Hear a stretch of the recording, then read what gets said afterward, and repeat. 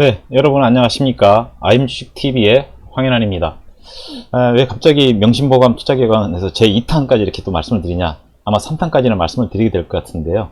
사실 격언이라는 것이 오랜 경험에서 나오는 어떤 교훈 같은 거 아니겠습니까? 특히 손익을 걸고 하는 투자에 있어서는 이런 경험에서 나오는 좋은 교훈들을 내가 갖고 있는 보유 종목이나 관심 종목에 한번 결합을 시켜서 생각해 볼 수 있는 때가 되지 않았나 하는 생각이 들어서 한번 모아봤습니다.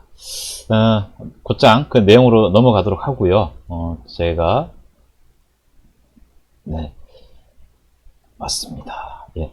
시세와 매매에 대한 투자 격언. 지난 1탄에서는 계절, 시절, 시기에 대한 이런 부분으로 말씀을 드렸고요. 오늘은 시세와 매매에 대한 부분인데요. 일단 이렇게 한번 내용을 몇 가지 정리를 해봤어요. 사업에 성공하면 사업가가 되고, 우리가 어떤 종목에 투자를 한다는 것은 그 종목의 사업에 투자하는 겁니다. 사실은 사업가가 되고, 사업에 실패하면 사기꾼이 된다. 이건 뭐 결과적인 얘기를 갖고 하는 거고요. 성공한 투기는 투자이고 실패한 투자는 투기가 된다. 이렇게 되는 얘기는 그냥 우리는 하여튼 성공한 투자를 해야 된다는 뜻으로 이해하면 되지 않습니까? 그리고 시세는 시세에게 물어라. 이거는 제가 한 번 더 반복하고 한 번 더 반복하고 할 텐데, 어쨌든 시세라는 거는 어떤 일정한 시기에 형성된 물건의 값입니다. 그러니까 주식이 형성된 값은 주가가 되겠죠. 그래서 일정한 시기에 따라서 그 주가가 형성되는 거니까요. 이제 처음부터 시작을 하겠는데요. 눈앞의 시세로 시세를 보지 마라라고 하는 거는 어떤 그 가격이 형성되어 있거나 높거나 낮거나 형성되어 있으면 우린 거기에 대해서 어떤 편견이나 선입견을 가질 수밖에 없어요. 근데 그런 시각으로 보게 되면 순응하지 못하는 시세를 누리게 됩니다. 그래서 눈앞의 시세로 시세를 보지 마라라고 하는 거는 나중엔 약간 차트에 대한 얘기가 상충되는 뜻으로 보이지만 시세에 순응하라 하는 뜻으로 일단 이해를 해주시면 될 것 같습니다. 거기에는 수급이 따르고 거래량이 따르는 얘기거든요. 자, 다음에 신고가에 붙어라 라고 하는 얘기는 우리가 일반적으로 그 가격이 형성이 되면 보통 어떤 상승적인 어떤 트렌드가 형성됐다라고 했을 때 일반적인 이런 데서도 어떤 박스 안에서 이렇게 움직임이 형성됩니다. 사실은. 근데 이랬을 때 우리가 보통 윗단에 올라가게 되면 사람들은 어떤 가격에 평가가 높게 돼 있다 해서 팔자가 많아지고요. 또 아랫단에 접근하게 되면 또 사자가 많아지죠. 그래서 가격에 대한 저항이 생기고 가격에 대한 지지가 생기는데, 만약에 여기서 어떤 저항선을 뚫고 올라간다라고 하는 거는 뭐 잠깐 뚫고 올라가는 개념이 아니라 뚫었다는 게 확인이 돼야 되는 건 거래량 같은 것도 여러 가지 수반돼서 확인이 돼야 되겠죠. 그럴 때는 여기서 팔려고 하는 사람들의 물량을 다 받아내었다는 뜻이 됩니다. 그래서 여기 저항으로 형성됐던 것이 앞으로는 지지 값으로 형성이 되는 거니까 신고가에 붙어라 하는 식으로 표현을 하는 거고요. 만약에 이게 반대로 여기서 내려와서 지지로 형성 가격을 뚫고 내려갈 때는 거꾸로 같이 팔아줘야 되는 거죠. 팔 때는 신속하게라는 부분이 들어갑니다. 자, 일단 여기까지 말씀을 드리고 다음을 보시면, 무릎에 사서 어깨에 팔아라 하는 얘기는 누구라도 발바닥에서 사서 정수리에서 팔고 싶죠. 그렇지만 그거는 굉장히 짧은 순간이고 알기도 힘듭니다. 그러니까 노력과 여유를 가지고, 노력을 줄이고 여유를 가지고 무릎에 사서 30% 정도 수준에 사서 어깨에 70% 정도 수준에 팔자. 0과 100으로 봤을 때 그런 표현을 쓰게 되는데, 그러다 보니까 이제 가끔은 이제 이런 표현도 쓰는 거죠. 생선 꼬리와 머리는 고양이에게 줘라. 어떤 의미에서 제일 맞는 부분이 어딘지는 알겠지만 어쨌든 그거는 내 몫이 아니라 생각하고 거기에 맞춰서 고양이에게 주면 된다. 다음 사자죠. 다음 사자에게 내 물량을 줘라. 이렇게 이해하면 될 것 같습니다. 네, 다음 얘기는 소문에 사서 뉴스에 팔아라 하는 건데, 사실 우리가 너만 알아, 너한테만 알려주는 정보야 하는 거에 많이 혹하게 되죠. 사실 또 그러면서 어떤 사자가 형성되죠. 사자가 많아지면 가격이 오릅니다. 그런 소문과 루머에 의해서 가격이 오르게 되면 결국은 모든 사람이 알게 되는 시점이 그 호재가 터져지는 뉴스에 알게 되는 거잖아요. 그러면 훨씬 더 광범위한 사자가 몰리겠죠. 그럴 때 그동안에 매집을 했던지 매수했던 분들은 그 물량을 던지고 나가게 되는 겁니다. 이거를 이제 좀 나쁜 관점에서 보게 되면 뭐 작전이라든지 세력이라든지 뭐 이런 표현을 쓰긴 하는데요. 어쨌든 소문에 사서 뉴스에 팔아라는 관념의 기본 베이스는 그런 뜻으로 이해하면 될 것 같습니다. 이제는 오를 때 안 됐을까? 할 때는 아직 오를 때가 안 됐다는 거고요. 아직은 살 때가 아닌 것 같아 할 때는 이제는 살 때가 된 것 같아. 이런 식으로 감정적인 판단, 사람이기 때문에 생기는 착각과 망각과 그 다음에 피로감과 그 다음에 자기 고집, 이런 것들은 주식 투자에 있어서도 똑같이 형성됩니다. 그래서 어떤 판단을 할 때 이제와 아직을 갖다가 한번 오가면서 한번 생각해 볼 필요성이 있다 보니까 이런 표현이 나온 것 같습니다. 시세는 결국 주가고, 그 주가가 이어지면 그래프가 만들어지겠죠. 시간이 흐르면서. 그리고 그 그래프에 의해서 우리는 여러 가지 분석을 합니다. 캔들 분석도 하고, 일목균형표 분석도 하고, 뭐 기술적 차트에 대한 분석도 하고 이렇게 되는데요. 일단 과거의 차트는, 만들어진 시세의 흐름으로 만들어진 차트는 거기에 가격의 모든 정보가 녹아 있고 그 패턴은 반복된다라는 전제를 가지게 됩니다. 그래서 우린 역사도 반복된다고 하듯이 그런 과거에 의해서 만들어진 차트를 가지고 앞으로를 자꾸 예측하려고 하는 것, 이럴 때 이 차트는 시세의 주요한 지팡이와 길잡이 역할을 하는 것은 맞습니다. 그렇지만 여기에 또 연연하지 말라고 하는 것이 처음에 말씀드린 눈앞의 시세로 시세를 보지 말라고 하는 부분도 같이 있습니다. 자, 다음 얘기를 계속 이으면서 판단을 하는 시간을 갖도록 하겠습니다. 손해가 된 것부터 팔아라 하는 거는 다니엘 카네만의 생각에 관한 생각에서도 좀 나오는 부분이 한데, 사실 손절하는 것이 익절하는 것보다, 이익을 파는 것보다 같은 폭이라 하더라도 1.5배 내지 2.5배 정도 고통이 더 크거든요. 그래서 팔지를 못합니다. 그래서 우리가 끌어안고 골든품을 만들어 버리는 거죠. 그러다 보면 계속 떨어진 손해가 난 거를 보다 보면 마음이 아프다 보니까 나중에는 방치를 하게 되는 현상까지 가는 거거든요. 그래서 가격이 오를 때 매수를 들어갔다가 떨어지게 되면 매도를 못하고 이 횡보하는 기간을 꼭 참고 가다가 결국은 마지막 횡보의 어떤 시점이 왔을 때 처음 상승 시에 보통은 털고 나가는 그런 형태를 많이 취하게 되죠. 예, 그래서 손해가 된 것부터 팔아라 하는 것이 이제 하나의 격언으로 형성된 거고요. 상값은 잊어버려라 하는 것은 보통 우리가 단내림 효과라고 얘기하는 건데요. 배가 움직이지 못하게 이렇게 닻을 내리지 않습니까? 그래서 우리가 어떤 주식을 사게 되면 그 가격을 기억을 해요. 그래서 오르면 오른 대로 이익을 계산하고 떨어지면 떨어진 대로 몇 퍼센트 떨어졌네 이런 생각을 하죠. 또 오르고 내릴 때마다 본전을 또 생각하게 됩니다. 그래서 그런 거에 자꾸 연연하다 보면 결국은 매도 타이밍을 잃게 돼요. 그래서 그런 걸 잃지 않게 하기 위해서 아까 단내림 효과 또는 앵커링 이펙트에 대한 부분으로서 상값은 잊어버려라 하는 얘기를 하게 되는 거죠. 우리가 아까 정수리에 팔고 또 발바닥에 사고 이런 게 안 되니까 무릎에 사서 어깨에 판다 이런 얘기를 하는 건데요. 사실 이런 관점에서 봤을 때는 우리는 나누어서 사게 되면 그것이 그런 효과가 생기고요. 자신이 없으니까 아니면 확신이 덜할 땐 그렇게 하는 거죠. 또 팔 때도 고점을 모르기 때문에 천정을 알 수가 없기 때문에 나눠서 파는 겁니다. 저 같은 경우는 3번 정도에 걸쳐서 나눠서 사고 2번에 걸쳐서 파는 그런 패턴을 저는 취하고 있습니다. 이식은 천천히 손절은 신속하게라고 하는 부분은 이제 파는 거에 대한 거는 똑같은데 이식도 파는 거잖아요. 손절도 파는 거고. 근데 파는 건 똑같다 하더라도 하나 기억해야 될 것이 우리는 롱숏이라는 개념을 생각해야 됩니다. 보통 우리나라 경기에 있어서도 한 2년 반 내지 3년에 가깝게 상승을 하고 경기가 꺾어질 때는 한 1년 반 정도에 걸쳐서 꺾어지는 거거든요. 그래서 이식은 이러한 과정에서 생기는 거잖아요. 오르는 거잖아요. 그리고 손절은 좀 급락하는 이런 형태를 취하기 때문에 이럴 때 천천히 신속하게 이제 이런 표현을 쓰게 됩니다. 맨 마지막에 뭐 소녀처럼 토끼처럼 하는 표현들도 여기에 해당돼서 생각할 수 있을 겁니다.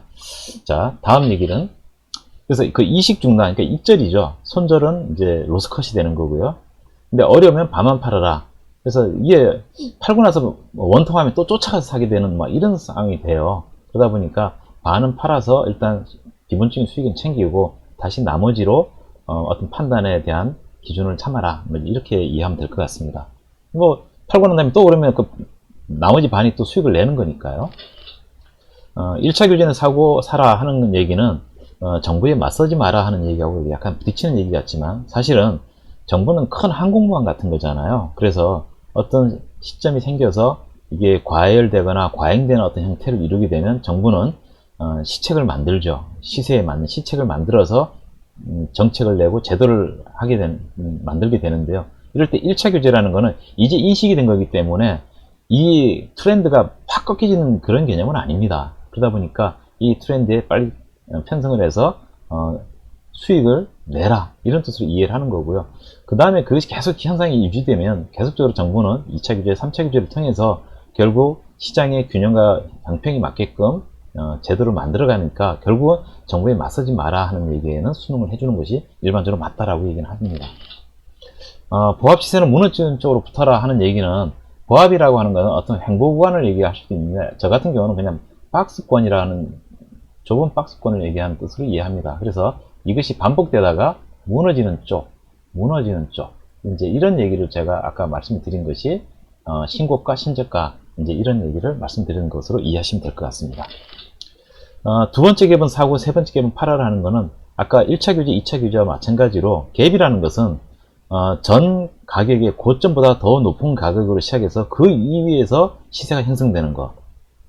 그 다음에 전 가격의 저점보다 더 낮은 가격으로 시작을 해서 그 밑단에서 가격이 시세가 형성되는 것. 이런 것들이 갭들이거든요. 그래서 두 번째 갭이라는 건 어떤 트렌드가 확실하게 붙어 있다라는 개념에서 매수라는 개념으로 접근하는 거고요. 세 번째 갭은 여기에 이제 마지막 그 상승, 시세에 불꽃을 피우는 때 갭이 만들어지는 거라서 이때는 팔아라. 그래서 어떨 때 이제 이런 표현 중에 하나가 뭐 아일랜드 리버설 해갖고 섬골 반전, 이런 것이 완전 천정에서 나타나는 캔들 모양이다, 뭐 이렇게 얘기하기도 합니다. 자, 천정권의 호재는 팔아라. 천정권을 모르니까 아까 나눠서 파는 거죠. 반만 팔고 또 그 다음에 반 팔고 하는 것처럼, 천정권의 호재라는 거는 아까 뉴스를 얘기하는 겁니다. 뉴스가 나오고 호재가 터져 나올 때 그럼 매수가 쫙 붙겠죠. 그러면서 갭도 만들어질 수 있고 이러기 때문에 천정권이라고 생각되는 거는 상당히 많이 올랐다고 생각될 때 어떤 호재가 터져 나오거나 큰 뉴스가 터져 나오면 팔아라, 이제 이렇게 이해하면 될 것 같습니다. 이거는 완전 기본 중에 기본입니다. 힘이 센 오른쪽엔 재무지표를 들고 있어야 됩니다. 내가 어떤 종목을 선택했을 때는 그 종목에 대한 기본적인 분석, 즉 매출은 잘 되고 있느냐, 거기서 영업이익은 제대로 나고 있고 영업이익률은 높아지고 있느냐, 그 다음에 거기서 생기는 그 이익은 충분히 배당을 하고도 남는 유보가 되는 형태를 취하고 있느냐, 뭐 이런, 그래서 우리가 얘기하는 것이 매출 이익률, 영업이익률, 뭐 ROE, 뭐 이런 것들을 얘기하게 되죠. 그러면서 이제 가치평가라는 관점에서 절대평가와 상대평가, 뭐 이런 얘기를 하게 되는데요. 그런 부분을 지나게 되면 결국은 우리는 왼손에는 차트라는, 차트가 뭡니까? 결국 가격의 흐름이 이어져서 만들어진, 그래프가 이어져서 만들어진 게 차트거든요. 그 차트에는 결국 수급이라는 것이 녹아 있습니다. 그래서 그 수급이 결국은 아무리 재무지표가 좋아도 수급이 붙지 않으면 차트는, 시세는 형성되지 않거든요. 그래서 차트를 봐라 하는 거고요. 그런 관점에서 재무지표를 이해하는 능력과 차트를 분석하는 능력, 이 두 가지는 갖추고 가야 되는 거고요. 남의 말에 그냥 귀를 기울여서 거기에 그냥 파란개가 돼서 움직이지 마라 하는 뜻에서 이해하시면 될 것 같습니다. 상승 시세는 주가 수익률, 우리 이걸 보통 퍼라고 얘기하죠. 주가를 주당 순이익으로 나눈 겁니다. 그 다음에 하락 시에는 배당 수익률, 우리 이거를 DY라고 합니다. 디비던드 일드 해서요. 둘 다 현재의 주가가 반영되는 개념인데요. 현재의 주가가 주당 순이익보다 현저하게 낮을 때는 우리는 저퍼주라고 하고요. 현재의 주당 순이익보다 주가가 상당히 높게 형성되면 고퍼주라고 합니다. 근데 둘 다 말이 돼요. 그래서 일반적인 그 평가로는 저퍼주에 투자를 하는 거지만, 새로 상장되는 주식이라든지 바이오 주식이라든지 이런 매출이 막 급등하기 시작하는 주식들은 그것이 기대감이 반영돼서 지금 현재의 순이익보다는 주가가 높게 형성되죠. 그래서 어떤 식으로 얘기하냐면, 저퍼주를 사고 그것도 안 되면 저 PBR주를 사고 그것도 안 되면 고 PR주, 이런 식의 순서를 가지고 어떤 매매에 임할 때 봐라 라고 하는 얘기를 합니다. 그리고 하락시라고 하는 이 표현은 기본적으로 우리는 하락이라는 건 경기 하락이라고 생각하면 좀 좋은데요. 경기 하락이라고 하는 얘기는 그 경기에 잘 버티는 종목이 있거든요. 안정된 영업망을 갖고 있고 안정된 매출이 이루어지고 거기서 꾸준한 수익이 나와서 주주들한테 배당을 해주는 그런 것에 투자하는 개념이 바로 배당 수익 개념인데요. 이거는 또 연말로 가냐 연초냐 하는 부분에서도 또 판단할 수 있는 부분이 되긴 합니다. 네, 다음 얘기는 시세는 인기가 70%, 재료가 30% 이런 얘기인데요. 하여튼 시세라는 거는 기본적으로 가격에 대한 얘기를 하게 되는 건데, 여기에는 수급이 따릅니다. 즉 거래량이 따르는 거고요. 이 거래량은 우리가 미스코리아 옛날 선발할 때를 생각하시면 되죠. 모든 사람이 이쁘고 아름답다고 하는 분이 미스코리아가 되지 않습니까? 거기에는 약간 인기라는 게 되고 또 홍보 효과도 있고 막 이렇습니다. 근데 거기에는 반드시 재료도 깔려가야 돼요. 그 미천이 없는 거에다 아무리 재료를 붙여도 그거는 잘못하면 과잉 광고나 그 작전이 되는 거지 않았어요. 그러니까 우리가 시세는 인기가 70%다 하는 거는 시세에 순응하라 하는 뜻도 약간 내포가 되어 있는 거지만 역으로 재료가 포함되어 있다 하는 것도 반드시 기억을 해둬야 될 부분이 됩니다. 재료 없는 시세가 큰 시세라는 거는 재료가 없는데 어떻게 시세가 만들어지냐, 그거는 그냥 수급에 의해서 만들어지는 거예요.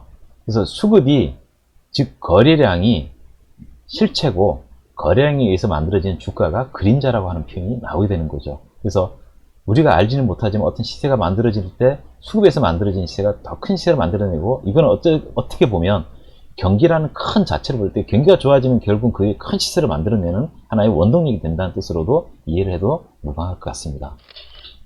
시세의 과거는 없다, 시세는 시세에게 물어라, 다 같은 얘기를 이해하면 되고요. 현재의 시세에서 너무 거기에 역행하거나 할 때는 상대적으로 많은 고통과 감내해야 되는 부분이 있어요. 그래서 시세는 시세에게 물어보고 시세는 과거는 없다라는 거로 이렇게 시세를 들여다보라는 거죠.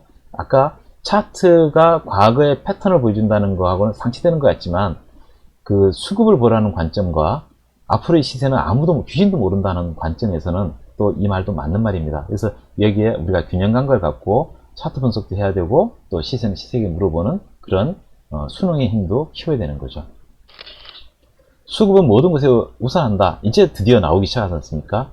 그래서 이것이 반영하는 것이 바로 거래량이고, 그 거래량이라는 것이 약정이 형성되면 결국 거래 대금으로 이어지기 때문에 우리가 그런 거래량으로 분석하는 또 차트 분석이 또 있게 되는 거죠.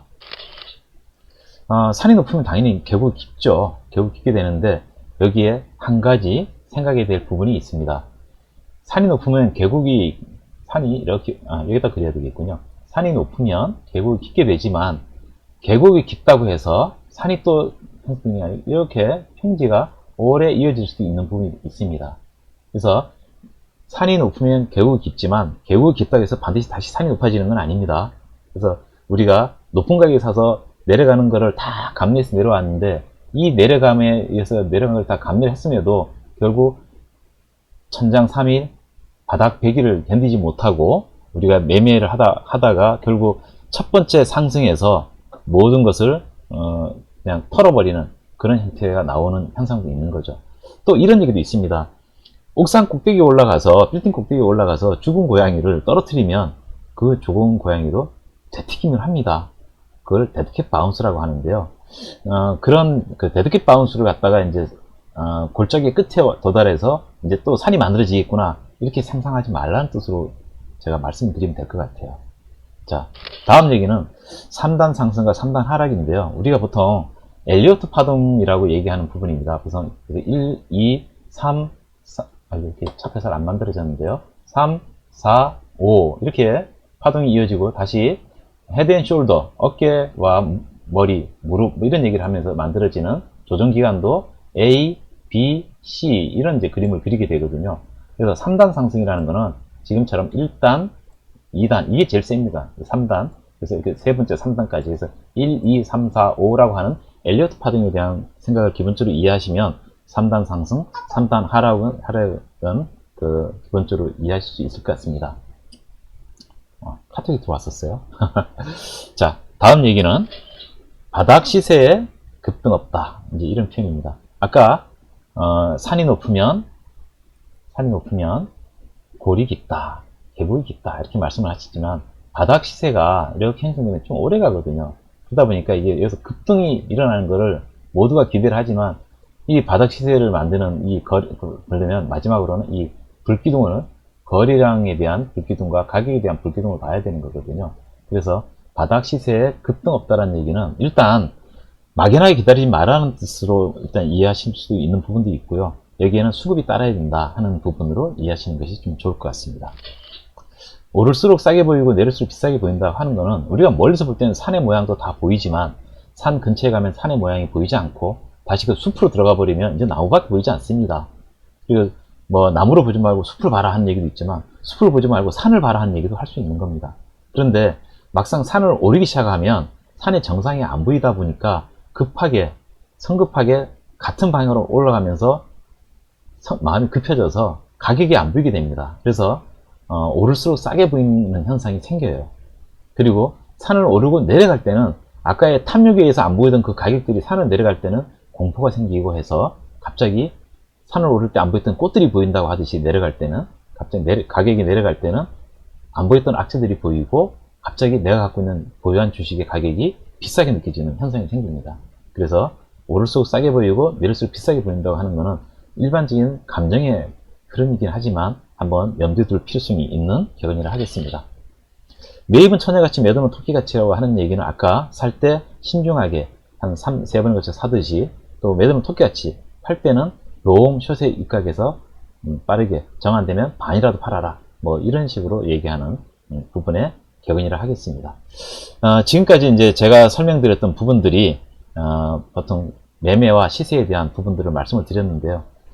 또 아까 전 1편에서는 시절과 시기에 대한 부분을 말씀을 드렸고요. 이런 것들이 현재 보유하고 계시거나 관심을 갖고 있는 종목에 잘 접목을 시켜서 판단의 기준을 삼아서 성투하시기를 기대합니다. 저는 IM주식TV에서 정석투자를 담당하는 황인환 금융정보 큐레이터였습니다. 시청해주셔서 감사합니다.